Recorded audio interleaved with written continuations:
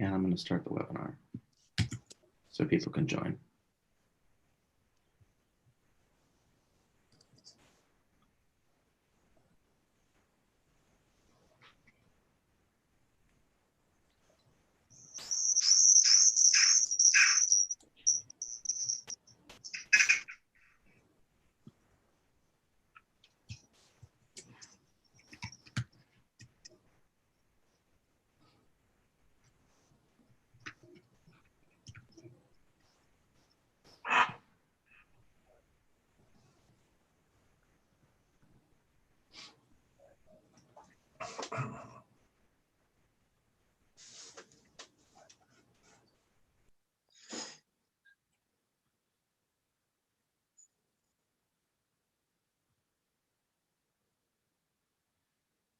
Hi, folks. We're opening the meeting now for ahead of the scheduled time, just so people can join and get situated. So that's why it's silent.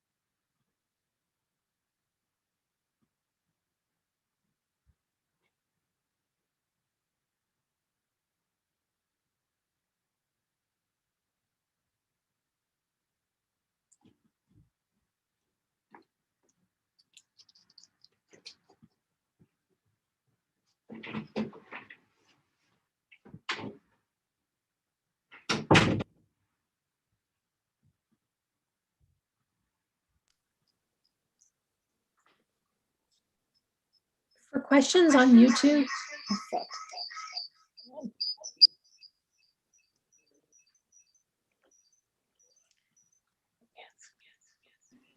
It's a heavy echo.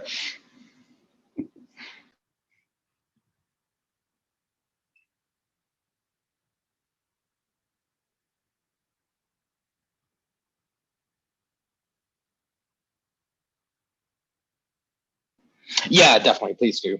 And potentially, if we can work out the echo, maybe even interject them or ask them in person. But yeah, definitely throw them in here. I guess in general, probably we should use the Q&A feature and voting questions and all that goodness.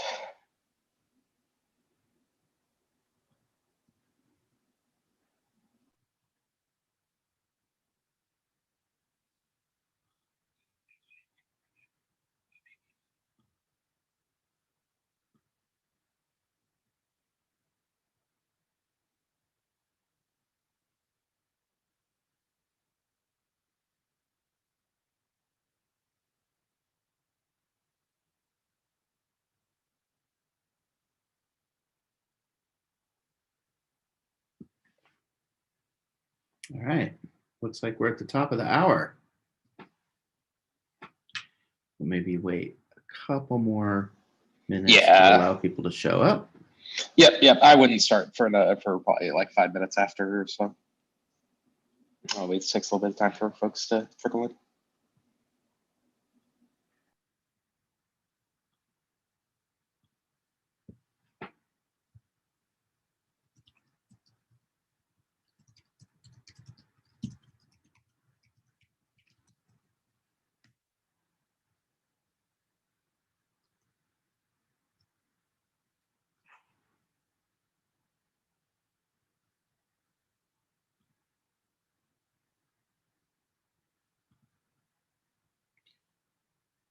All right, so I just started recording as well. Folks, everyone, this is all being recorded. Uh-oh.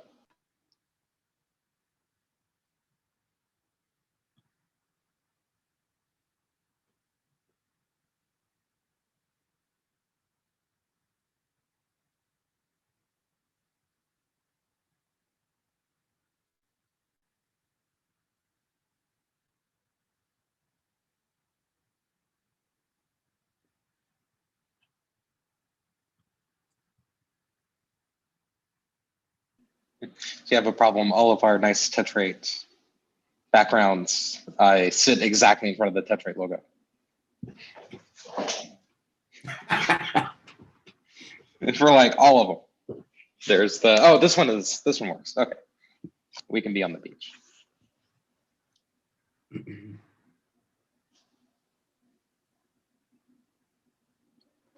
There you go.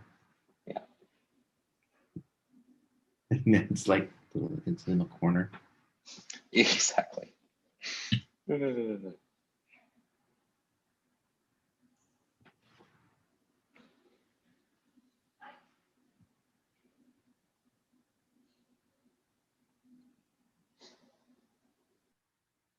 Hi, folks. For those of you just joining, we're waiting for a few more minutes just to give people time to hop on here. We'll get started shortly.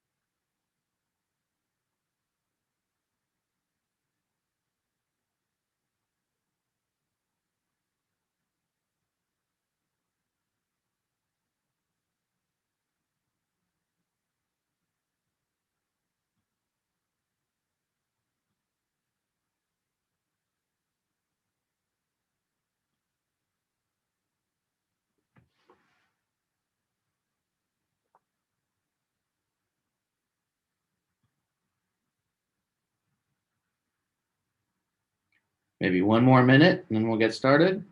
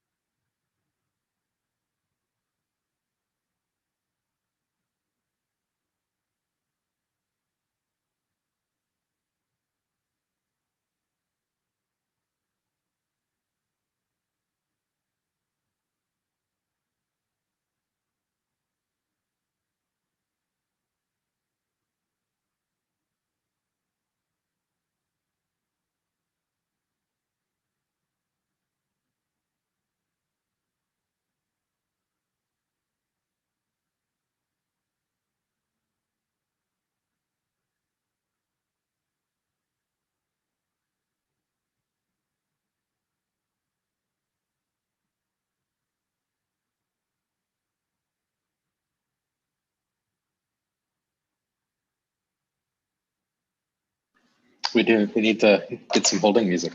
I know, I was thinking the same thing. Next time, it's going to be amazing. All right, it's 5 past the hour, so let's let's get started. Thank you all for joining us for the inaugural GetIstio community meeting. Since this is our first meeting, we'll be introducing a lot of things. And while we expect future meetings to usually last about 40 minutes, we've expanded the length of this first meeting to accommodate the introductions, and what we hope will be an engaging discussion with our presenters and the rest of you. It may not even take 40 minutes, we'll see. We have two presenters today who may need a little introduction, Christoph Pakulski and Zack Butcher. Christoph is a Touchrate engineer and Envoy contributor who specializes in, as he puts it, writing optimized for speed, highly concurrent data processing frameworks. He'll be presenting a quick review of GetEnvoy, GetIstio's sister project. And Zack, if his Twitter profile is to be believed, likes to read and bike. He's a contributor to and a steering committee member of Istio. He's the author of Istio Up and Running, as well as multiple NIST special publications, an ex-Googler, and last but not least, a founding engineer of Touchrate. His pronouns are he, him. So first off, let me just quickly introduce the goals and objectives of the community. We see the GetIstio community as broadly sympathetic with the GetIstio and GetEnvoy project goals themselves, to expand adoption of Istio and Envoy and to provide tools for Istio users that make it safe and easy to install, manage, and update Istio across your fleet. We also want the GetIstio community to be an open forum on the direction of the project to make sure it encompasses the broadest possible chorus of people, from those who are just getting started with Istio to those who use Istio in practice every day. Of course, we also want this to be a place to share important news related to Istio, Envoy, and Service Mesh in general, and to share stories from users about their adventures on the Istio seas. We plan to meet every 2 weeks on Tuesdays, we were thinking, 9 a.m. Pacific time, though finding the best time is still an open question. We'll also be adding a separate meeting at a time more convenient for folks in APAC time zones. Of course, we can adjust the meeting time and cadence based on feedback from all of you. Just want to introduce the sort of current organizers, stakeholders. GetIstio project was spearheaded by Touchrate, along with our inaugural partners, AppViewX, Keyfactor, JetStack, Venify, and Weaveworks, some of whom I think are here today. So welcome all of you. We also welcome contributions from the broader community as well. So if you're interested in doing that, we'll go over how that works at the end of the session. With that, I'll hand the mic over to Zack, who will take you through what's new in Istio 1.9, which dropped last week, and then we'll talk to Christoph and then back to Zack, and I'll stop talking and let Zack start talking. Yeah. Thanks. And just one note too around format and form of this meeting. Please feel free to ask questions in the chat, in the Q&A function, and all. We want this to be kind of live and interactive. The point is to kind of like I can talk about this stuff until we're blue in the face, right? But it's much more interesting if we can answer stuff that folks are curious about, right? So I want to just talk first. Istio 1.9 came out last week on the 9th. So maybe it's slightly longer than 1 week ago. And this is I've done, I think, in kind of various formats, these kinds of like Istio launch release reviews. And I have to say that this is like exciting. I feel like I've said this multiple times for these, which is, man, these are like really getting kind of boring, which is, I think, a phenomenal thing for the project, right? There were no, in 1.9, there were no big like kind of banner feature ads, maybe with the exception of some of the WASM stuff, which I'll touch on. But instead, a lot of it was on just like maturity stability, right? Which has been kind of the running theme in the Istio community since, Istio 1.1, 1.2 timeframe, right? So one of the big things that finally shipped, if folks have seen the feature status page maybe I've talked to the variety of folks who don't know that this page exists. It's actually really nice, really useful.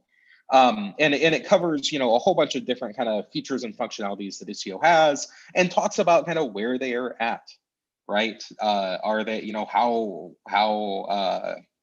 robust is it? How well tested is it? How widely used is it, right? And so this whole page kind of got a revamp and got combed over to make sure that it actually reflects accurately where things sit, where APIs sit, where the maturity of the various kind of parts of the project sit. And so I highly recommend people go look at this. It's a really nice overview of what all you can do, but also how good you can feel about doing that in your production environments. And so that was one of the big things that came out. One of the other kind of larger kind of forwarding the maturity of the project pieces that's near and dear to our hearts is better VM support, right? And so you've maybe seen over the last couple of releases, 07, 08 in particular, we've been building out, the larger Istio community have been building out things like the workload entry and workload groups, things like health checking there, and how do we keep track of VM members in the mesh correctly and not send traffic when they're unhealthy? All those kinds of how do we actually do service discovery and integrate neatly with VMs and start to make it easier to actually onboard VMs into the mesh it has been ongoing over the past couple releases. And what we're seeing is that functionality is maturing.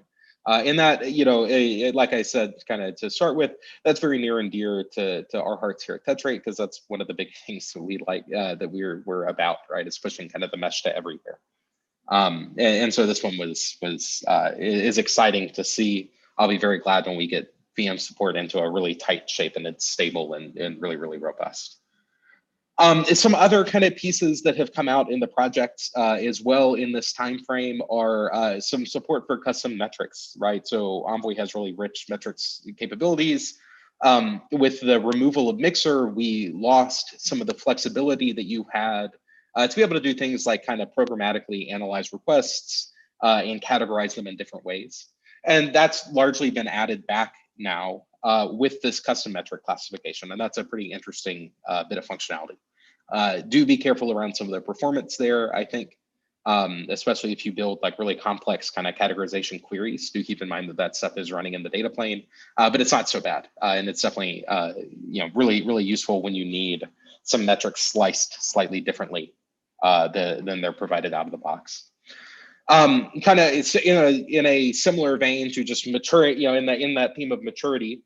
One of the biggest use cases that we saw in the community for the Envoy filter APIs in Istio was actually to configure the external authorization service in Envoy. That's a really, really useful feature of Envoy. And so that actually has now finally been promoted up into a first-class API as well.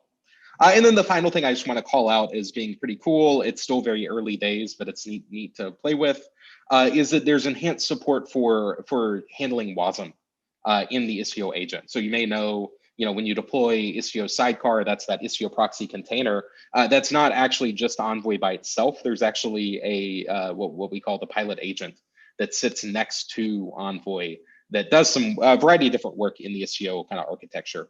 But most importantly, it starts up Envoy initially. And one of the things that this agent now can do is go pull WASM containers, WASM packages, hand them to local Envoy so that you can start to take use of some of that interesting ability to kind of extend Envoy without having to rebuild, recompile. And so that's another really cool set of features and functionality we're excited about, but that one is definitely kind of on the earlier side. And then the final kind of thing I want to touch on too in this Istio, not strictly Istio 1.9 related, but Istio Con is next week. It's super exciting. It's our first kind of inaugural event as the Istio community. Registration is still open. So please go check it out. There's a really interesting and compelling set of speakers there. And it's scheduled across 2 different time zones as well. And so there is both an English track and a Chinese language track for the conference as well. So definitely go check those out. It's really interesting, and there's some great content here that'll be coming up. With that, I'll throw it back over to Orion, and let me make sure that there weren't. Yep. Yeah, and again, feel free to stop, ask questions, comments, concerns, rebuttals, whenever. So good, and we do have live notes. Yeah, we do have live notes. So, so Zach, we're getting maybe a few questions here about Istio 1.9. One of them being the VM onboarding is super cool, but it's slated or as beta. Is that, what does that mean? Yeah. That's a great question. And so at this point, and actually maybe the best place to go look is here. Let me not that particular page, but if we go back to one of these days, I'll get back here. Here we go. One of the really nice things that's here is that we actually have definitions of what alpha, beta, and stable mean across different dimensions, right? So this purpose row here is just kind of the high level. What's the summary, right? So previously, VM support has been what we would consider to be alpha, right? Which is, hey, this works end to end. We know for sure. You know, we have test cases. We're using it. It's there. But we're not sure that we've hit all the rough edges, right? There's still could be bugs there. There still could be, you know, there's unknown unknowns that kind of still exist, right? Promotion up into beta means, hey, we actually feel really good about this, right? One of the things to remember here is that this like alpha beta stable is heavily influenced by the Google kind of product release culture. And you know, Google is infamous for these long running betas. But they tend to be, you know, fairly reasonable quality, right? And so that we kind of have a similar mindset around marking something as beta in Istio itself, which is to say, like, this is now, we feel pretty good about it, right? Where there's not any known, you know, we're pretty confident that there's not more unknown unknowns laying around. That the problems at least are known. There's some mitigations for most of them, right? But maybe there's still some rough edges. Maybe the usability isn't there. Maybe there are some edge cases that just aren't covered yet. That kind of thing, right? But overall, it's still pretty robust and it's about ready, right? And so, you know, like this marks, you know, beta are things that we would consider usable in production, right? I would point out that the networking APIs, the traffic networking APIs were marked beta until just very recently, right? But that's like the bread and butter of what people do with Istio, right? And so, you know, in some of these things which are very widely used, you know, we're still marked as things like beta, right? The Sidecar API, for example. So usable in production, yes, definitely. You know, there shouldn't be any big gotchas around, but there might still be some usability extensions and things like that, right? Cool, awesome, thank you, Zach.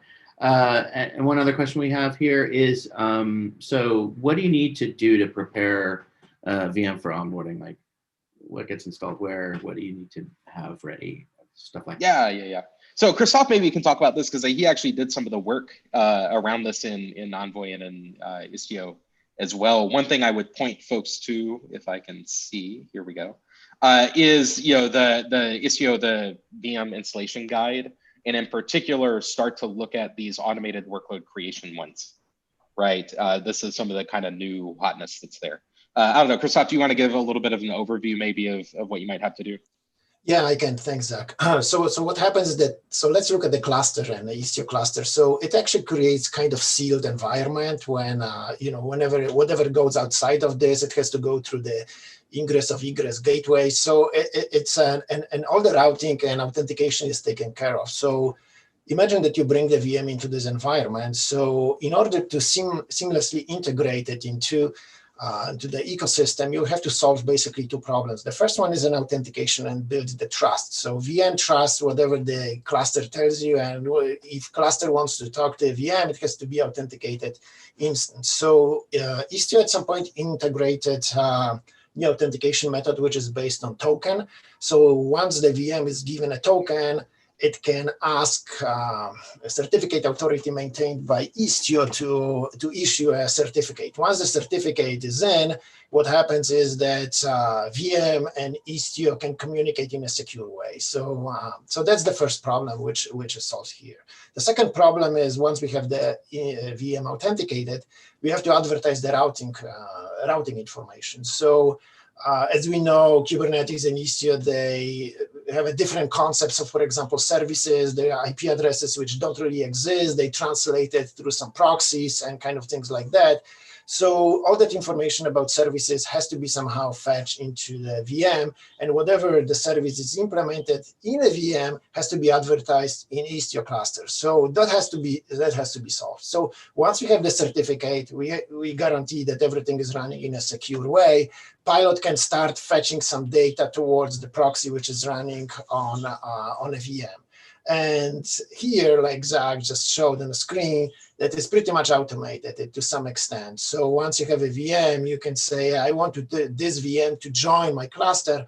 And all those steps I just described of application, giving a token, it's kind of taken care of. And once the pilot comes up, sees a VM, they can advertise the route. So that's the very high level view of VM onboarding and joining the Istio cluster. And one of the things we're going to start to do in some of the future ones, and like I'll show y'all a little bit with GetIstio, is we're going to show demos of different things, right? So I think one of the ones we have slated for a future one is some showcasing some of the VM onboarding, in addition to just some kind of interesting Envoy, other things that are going on. Cool. So thank you, Christoph. If anyone has any more questions, feel free to drop them in the Q&A. We'll move on to Get Envoy. Christoph has a few fun things to say about Get Envoy, the GetIstio sister project. So without further ado, I will hand the mic over to Christoph. All right, so let me share my screen, and I will just give me a second. There will be this one. And I will share, and if I go into the presentation mode, I hope you can see it. So, okay, so let me talk a few minutes about GetEnvoy and why the project was started. So if I had to describe the project in one sentence, I would say is running and using Envoy without actually seeing it.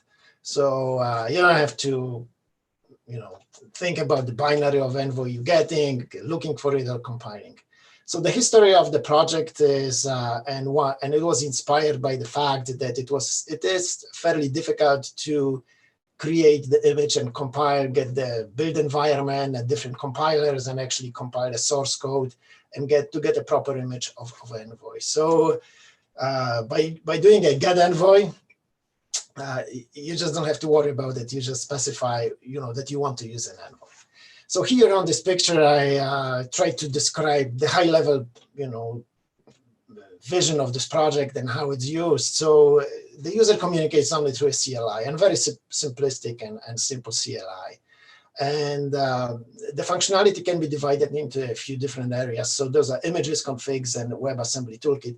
And I will talk a little bit about each of them. So let's talk about the images. So images is the very first original idea behind the GetEnvoy. So it kind of isolates user from building an image. So GetEnvoy community and Touchrate maintain certified images of Envoy. So by saying certify, I mean that they're guaranteed to run. That's why I use the color green to describe that there is a binary, so it's safe to use, right?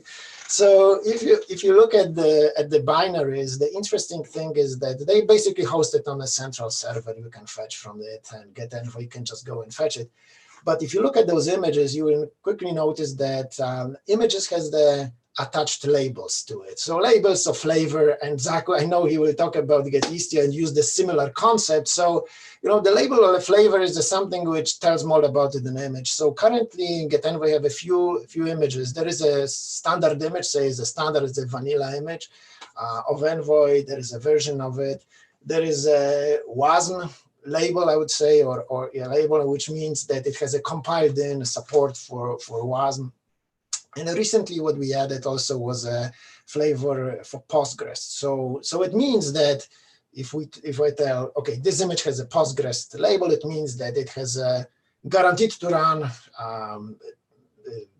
so it's guaranteed to have a compiled in Postgres filter extension. That's basically what it means. So, okay.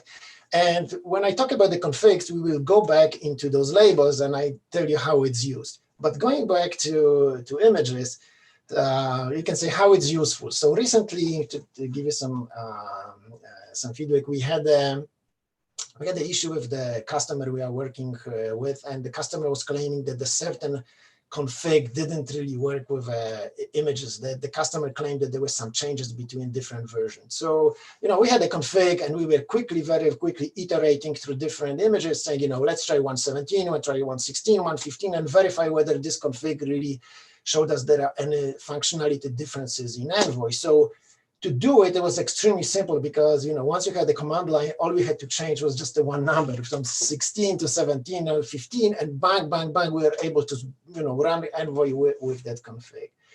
So, that was extremely simple for us. And images are cached inside of your system, so it doesn't mean that every time it fetches, GetEnvoy is smart enough to fetch whether it's locally available. And similar to Docker. Docker repository, but with a little bit different logic. So let's move into the configs. That also has a reputation that the building configs is fairly difficult because it's a very sensitive YAML language. If you do a wrong indentation, then it will fail. It will say, no, I don't understand it. So the first thing is nothing stops you from using a GetEnvoy and specifying your own config. So if you have a config, like in our case, I talked about it a few minutes before about the customer. We had a customer given to us by our customer, and we're able to just get this YAML file, fetch it into the GetEnvoy and run. But you can go a little bit step further. So when I was talking about the labels, which are attached to images, GetEnvoy is smart enough to use the label to automatically bootstrap the config. So there is on the user, there's absolutely nothing you have to do. So I will give you an example of Postgres, which we developed that functionality recently. So if you just want to bootstrap the following configuration, that's just the Postgres client, Envoy, and Postgres server, all you have to do is to put a GetEnvoy, specify the flavor of Postgres, and that's it. GetEnvoy will figure out that the user is not specifying any config, but wants to run a Postgres flavor, so it will automatically create and bootstrap the minimum config, including all different parts required by Envoy. So it will be listener, there will be a filter chain containing a Postgres filter, plus the cluster, which will point towards your server. So it's absolutely minimum. Just run a Postgres version, no config specified, and GetEnvoy will automatically bootstrap that config.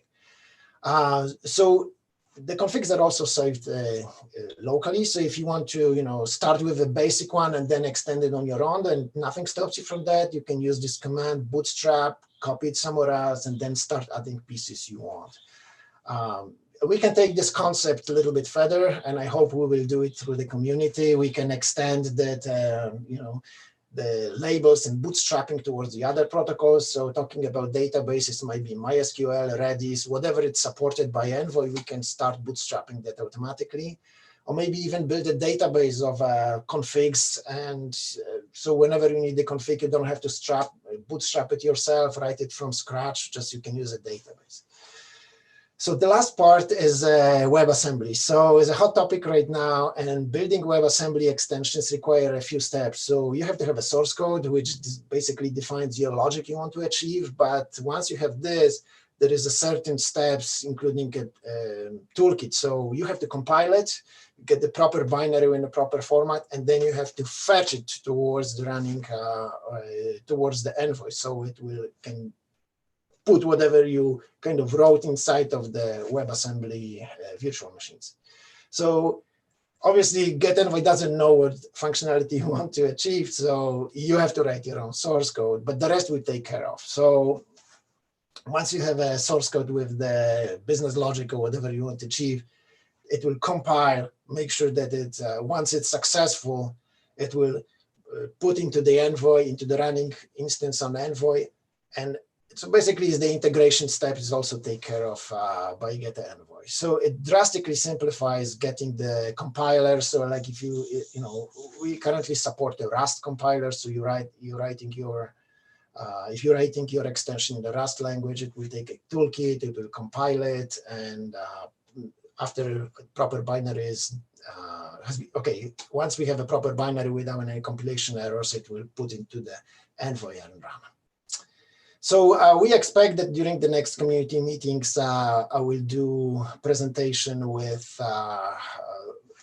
real demos, with a terminal when we can run, how to get the images, how to do the configs. But for today, that's pretty much all I wanted to say. Thank you. Thanks, Christoph. That's very, very cool. Like I want to do the WASM thing right now. Like I can't because I have to do this, but that's what I want to do. Anyway, so thanks again, Christoph. I think now we'll go back to Zack, and he'll give you an update on or an overview of what the GetIstio project is sort of all about. Cool. And so for this one, we'll only be in slides very, very shortly, and then we'll hop into a CLI and actually play around a little bit, I promise. But folks maybe have seen GetIstio. We just launched it last week. It's kind of a CLI for wrangling Istio installs and versions. I don't know about y'all, but like working with Istio, I had so many different versions downloaded. Like I got the hard drive warning the hard drive full warning on my MacBook, and it's like, okay, let me go clean up. And I went and looked at my downloads directory, and I had like 2 gigs of Istio tars. From like, I think I had like a 0.6 download on there, like all the way back, right? And even more untarred. And so just even some simple things like wrangling what version of Istio am I using at a given time is a pain in the butt, right? And so Istio Control helps solve some of those problems, very similar to the kind of the flavors and versions that Christoph talked about with GetEnvoy. And it allows you to do some very similar things, right? Be able to very quickly kind of switch across in between versions.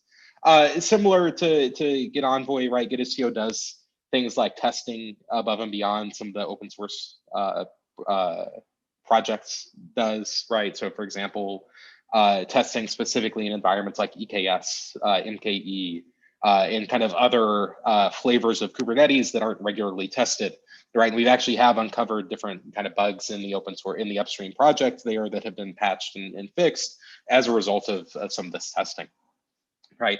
Similar for Envoy and GetEnvoy with some of the different operating system flavors that we target there as well. I think Christoph can tell some horror stories. And then finally, there's just a whole bunch of kind of utilities that are bundled together. So like one I'll show very briefly today is really just a combination of the existing configuration validation tools that are out in the ecosystem, but just kind of pulled together so it's easy to use and consume, for example. So just kind of small useful things like that, assembling different pieces that are around and exist. And of course, we have awesome launch partners. I think next week, one of the things we're going to talk about is some of the Gen CA functionality that was added, which helps with bootstrapping Istio clusters with trust from a variety of different certificate authorities. And a lot of these launch partners are different CA vendors. And so we'll kind of talk through how a lot of these things fit together and how that works next week. I also want to assure people this is not only the Touchrate show. We are going to talk about kind of a variety of different projects and news that comes out in the community, right? But for this inaugural one, we are focusing on just these 2 things that just came out. And it's a little bit easier for us to get kicked off with.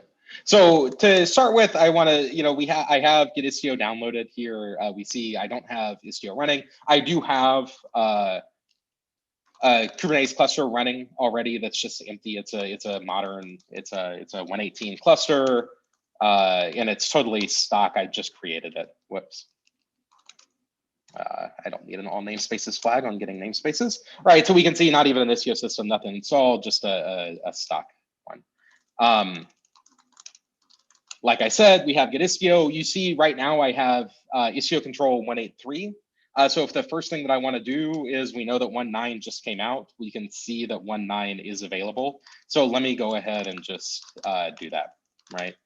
So we can go ahead and fetch the Istio flavor of version 1.9, right? And we'll go ahead and download that. Great, it's now active.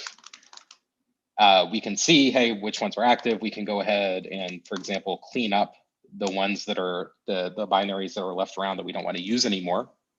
And so all that's super nice. And then, for me, you maybe noticed I do stuff like K for kube control. I don't want to type out kube control all the time. Similarly, I don't like to type out Istio control. I always type it wrong. like every single time. And so I just have an alias to IC, right? And so, you know, the way that I do that is I just do GetIstio control, right? And now whichever one, you know, my context is set, things work correctly, right? And then under the hood, this is just going to delegate to the normal GetIstio command, right? So for example, we want to install into that fresh cluster, we can just delegate down to the Istio command to do the install, right? For folks that maybe haven't installed Istio in the past version or two, these pre-flight checks are pretty nifty. This was added again, kind of in that vein of making things more usable and reliable. We've had a variety of people, you know, when the version of Kubernetes that's required by Istio revs, for example, they go and try and upgrade and it breaks, right? And so a variety of different things, right? And this set of pre-flight checks is totally the upstream Istio control pre-flight checks, right? And that's a set of things that hopefully will get richer and richer over time. And eventually, you know, and this is just doing a stock Istio install here, right? We'll be up and running in just a second. Great, cool, right? And so we're making everything. And then the next part I'll show as soon as we're done, awesome, is that GetIstio has a variety of kind of other subcommands. So we have this GenCA, we'll talk about that next week, I think. But one of the ones that I want to talk about specifically is the config validate. And so this pulls together a bunch of config validations that exist out in the ecosystem, in particular from both Istio and Kiali today. And this is a set of kind of validations that are growing. And so this makes it easy to start to incorporate basically all of the best known Istio validations, linting, and different things like that under one bundle, right?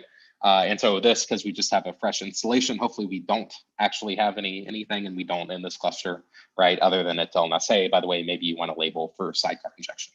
But otherwise, you know, that's there. We can, for example, see if there's any upgrades. There aren't in this particular one, right? And so so there we are. And so that's the kind of basic stuff that I wanted to highlight with GetIstio. So for me, you know, it's a really nice way to start to manage all the Istio control binaries that I've had everywhere, and make it a lot easier to work with. And a lot of these validations and things are a pain that we have experienced and that our users have experienced that we're trying to help solve there, right? So we're pretty excited about how this will grow and evolve over time. Similarly, the GenCA and a lot of the partnerships work there around answering the question of like, how do I start to do my mesh for real, right? And how do I start to integrate with my real PKI? How do I start to integrate? That's a lot of the stuff that we want to start to push out in GetIstio, in the websites, in the CLI, and the configs that are there, that kind of thing, to really try and help educate the overall community, right? And make Istio easier, more tractable to adopt and get rolling with. And with that, that's all I got. Thank you, Zach. That was awesome. So we do have a few questions on GetIstio. So let's see. One of our first ones is GetIstio a fork? Yeah. So GetIstio is not a fork. You may have seen the flavors there, and I'm not sure if I showed you. I may have showed it too fast. I can show you again real quick. If I list, you'll see a variety of flavors there. There is the Istio flavor. There is a Touchrate flavor. That is the Touchrate flavor there is upstream. This is not a fork. It's not delivering different code than is in upstream. You can go look. These Touchrate flavors exist to facilitate us doing long-term support above and beyond what the community does. That's part of kind of the paid offering that's built on top of GetIstio. And not necessarily part of the OSS side, but effectively that exists for us to be able to backport fixes for longer than they're supported. So that's what the flavors are there for. The actual code that's running is the same. Obviously, the FIPS build, for example, is slightly different. That can't use the the upstream signed binaries and all, because that's a separate build of Envoy of the data plane, such that it is FIPS compliant. In the FIPS version there, let's be clear, there is no such thing as FIPS compliant Golang, right? That does not exist. So Istio D itself cannot be FIPS compliant as such today. That's really about the data plane. Cool. So another question was, how are the flavors different from what's available in the stock Istio control, the Istio operator? Yeah, and so it's all the same there, right? Right. It really is just pulling down the upstream Istio control. That install that we just saw there was no secret sauce, nothing different. That is the same as if I just downloaded Istio control itself and used that to do the install, for example.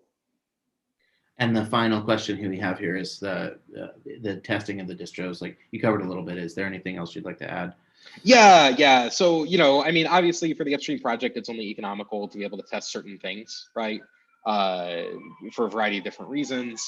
And so some large environments, and sorry, you're going to hear some of the fire trucks go passing in the background.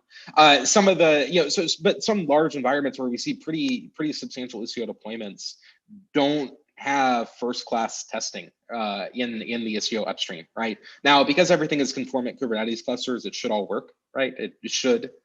Carrying a lot of water there because we've hit different issues with different distros, right? So for example, one of the interesting things is that the CSR API that the Kubernetes API server exposes in different cloud providers is backed by different signing authorities. And those authorities sign different certificates with different fields set. Some cloud providers don't offer extended key usage, don't offer other kind of important parts of the X509 signing, and different things like that, which like break some code in Istio, right? And so testing around those kinds of cases, those kinds of integration pieces are some of the pieces that happen. So how does it work? Basically, we just have CI that's set up, and every time there's an Istio release that's cut, we'll pull it over, and our CI will then go execute it against a bunch of different infra for a bunch of different cluster providers, right? The other reason for this is like some of the clusters we test against actually have pretty hefty licensing requirements there, right? And so it's not really economical for for upstream to do it, but it makes sense for us to do it because it's A, useful for the community, and B, we have, being totally transparent, we have customers that run in these environments, right? So we want that testing there. GetIstio gives us a way to then make that generally available and generally useful for everybody, right? Awesome. Well, thank you, Zach. Yeah. And thank you, Christoph. I think that's it for our presentations. And it doesn't look like we have any more questions outstanding. So with that, there's just a couple of few things to go over in terms of like community resources. Hang on, I'll just share this thing again. So obviously there's getistio.io is the, for the website for the GetIstio project, getenvoy.io website for the GetEnvoy project, but also respectively the GitHub repositories are in Touchrate Labs on GitHub, GetIstio, getistio.io, GetEnvoy, getenvoy.io. We have a Slack channel on the Istio Slack workspace. So if you go to the Slack for Istio, search for the GetIstio channel, and then you can join there. That's a place where we can have some conversation if you have any questions, or if we need to talk about stuff async. That's a good spot to do it. We are recording these meetings. The notes will be captured in a Google Doc, which I shared earlier in the session, but you can see it here. And also up on the Touchrate YouTube channel in the GetIstio playlist. If you're interested in contributing, there's the first place to stop is the contributing document in the respective repositories, and so you can check that out. But also you can always contact us through the various communication channels. So we do expect to be offering community support, and GetIstio is definitely like there's a specific support window. Correct me if I'm wrong, but my understanding is that it goes back for the most recent 3 releases. And shameless plug, Touchrate offers commercial support for Istio through the GetIstio project, and if you're interested in commercial support, you can contact us about that. And we just stood up a really interesting new website called Touchrate Academy.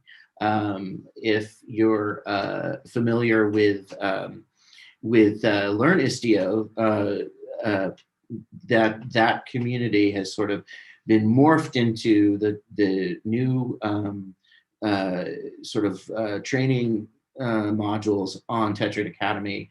We're also working to build out a certification program. Right now, what's on Touchrate Academy is totally free. If you're interested in learning sort of the intro to Istio, that's a great place to start. And also look for an expanded content base there of training and certification. In the future meetings, we have obviously Istio Con we touched on next week. That's not a GetIstio, but it's definitely worth registering if you haven't already. On March 4th, we're looking to, as Christoph mentioned, talk about Envoy and WASM. March 16th, Istio the Easy Way with GetIstio, which is basically a deep dive into GetIstio. And honestly, we would really like to open up the future of what we talk about here to the community in general. So please do, if you have any suggestions for future meeting topics, either we can talk about it now, or drop it into the meeting notes doc, or hit us up on Slack, YouTube. There's many places that you can get your ideas heard there. Does anybody have any further questions to ask before we wrap this all up?